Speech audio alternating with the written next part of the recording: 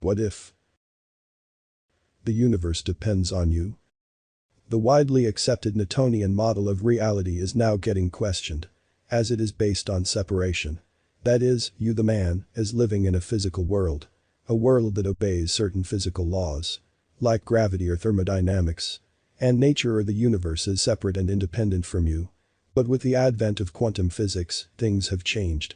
But this change is only in the world of science, it is nothing new in the world of spirituality. It was taught thousands of years ago by Hermes Trismegistus. That is, as above so below, as below, so above. Meaning, the world is a hologram. A light matrix that is likened to a mirror. It reflects back the consciousness that is being projected onto it. Essentially, quantum physics is coming to the same conclusion. That is, this reality that we live in might not be independent at all. As it might be getting shaped by the observers or the consciousness of man. You might be causing reality to appear a certain way. As in quantum physics, the idea of multiverse and infinite timelines is being explored now. Neville Goddard discussed it in his book, Thinking Fourth Dimensionally. That is, he theorized that the fourth dimension from which our three-dimensional world is being translated contains all the possibilities of your life that could possibly happen. Infinite world lines. Now in quantum physics, as Dr. Joe Dispenza suggests, there is an infinite field of possibility.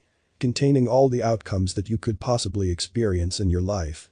This infinite field of possibility or quantum field can loosely be considered the all that the book The Kybalion talks about from the teaching of Hermes Trismegistus thousands of years ago. To put it simply, if there is a field of infinite possibility and it contains all the possible outcomes of your life already, what determines which timeline you are experiencing now? Time is a 3D thing only. It is just a concept that is helpful in linear life that we live in this three-dimensional reality. Thus, time doesn't exist. So, in the higher dimension, all that you could be already is a fact. But you are here, living this limited life in this particular timeline. What is determining this particular timeline for you from the infinite possibilities in the fourth dimension? This is where the Newtonian model is slowly crumbling. And we are slowly moving from separation to unity consciousness.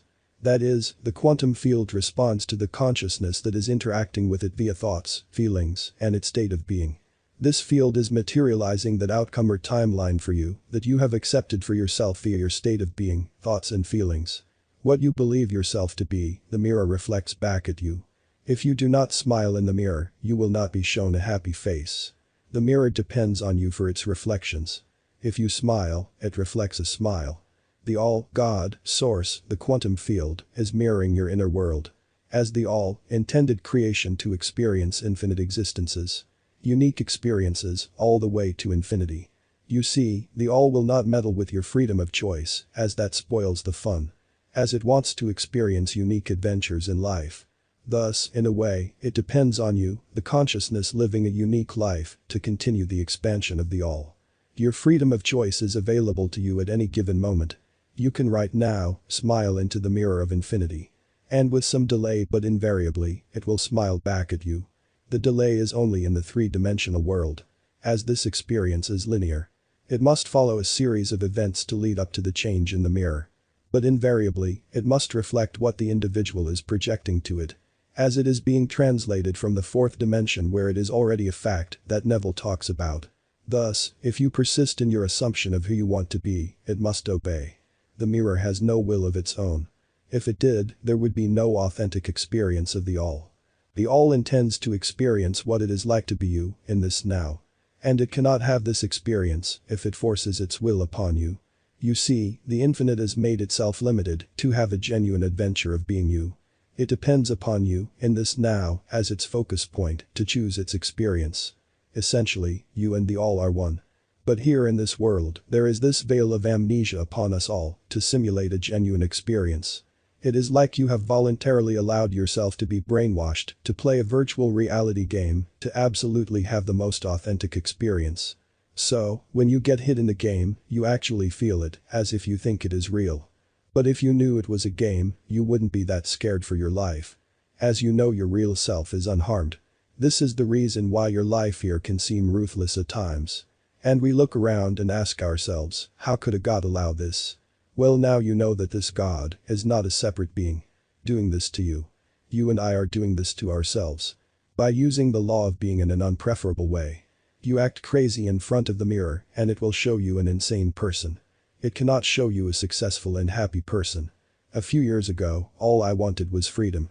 As I was feeling very stuck in my life. And the world proved me right. Then I stumbled upon the works of Neville Goddard. At that point in my life, I couldn't wrap my head around the notion that an all-loving God is putting me through all this pain. Either I am doing something wrong, or what I have been told about God is false. You see, God didn't reveal Neville's teachings to me out of his kindness, as the past me would assume. As I was told that God is a separate being and it has a will, and it decides who to save and who to not save. I presented to the mirror a question. The mirror responded with Neville. Then I proceeded to present to the mirror the consciousness of freedom, it responded back. Mind you, my environment that I felt stuck in didn't change.